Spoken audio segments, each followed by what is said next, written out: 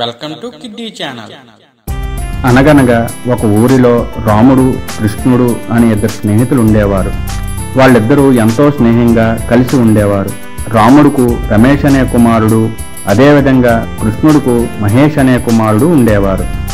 రాముడు, కృష్ణుడు ఇద్దరు పిల్లలు అదే ఊరిలో ఒక మంచి స్కూల్లో చదువుకుంటూ ఉండేవారు. రమేష్ తెలివైనవాడు, మహేష్ మాత్రం బద్ధకస్తుడు మరియు భయస్థుడు. ఒకరోజు విద్యార్థులందరూ తరగతి గదిలో కూర్చుని ఉన్నారు. మహేష్ మాత్రం ఎవరితో మాట్లాడకుండా మౌనంగా ఏదో ఆలోచిస్తూ ఉన్నాడు.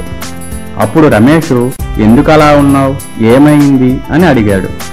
మరేం లేదు రమేష్, నిన్న టీచర్ చెప్పిన పాఠంలో ఒక విషయం సరిగా అర్థం కాలేదు అనే ఆలోచిస్తున్నాను అన్నాడు మహేష్.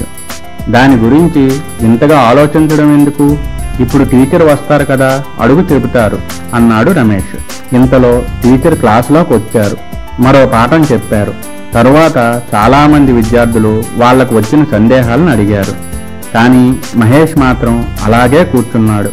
ఇక సమయం అయిపోవడంతో టీచర్ గారి క్లాస్ నుండి వెళ్ళిపోయారు. అదంతా గమనించిన రమేష్, ఏంటి మహేష్, నీ డౌట్ ఎందుకు అడగలేదు అన్నాడు. అడగాలనే అనుకున్నాను, కానీ ఎవరైనా ఏమైనా అనుకుంటారేమోనని భయమేసి ఆగిపోయాను అన్నాడు మహేష్. అలా మొహమాట పడితే చాలా కష్టం. అప్పుడు నీకు వచ్చిన సందేహం ఎలా తీరుతుంది చెప్పు అన్నాడు రమేష్.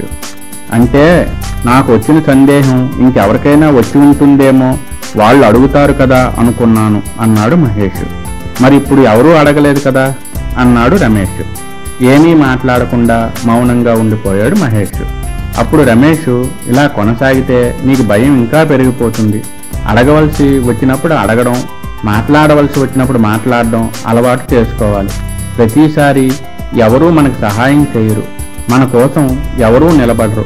మన సందేహాలు మనమే తీర్చుకోవాలి, మన ప్రశ్నలు మనమే అడగాలి.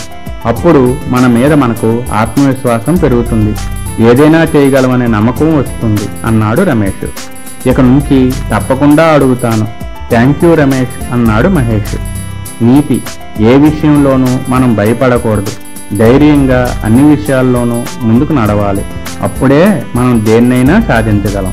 Please subscribe my channel.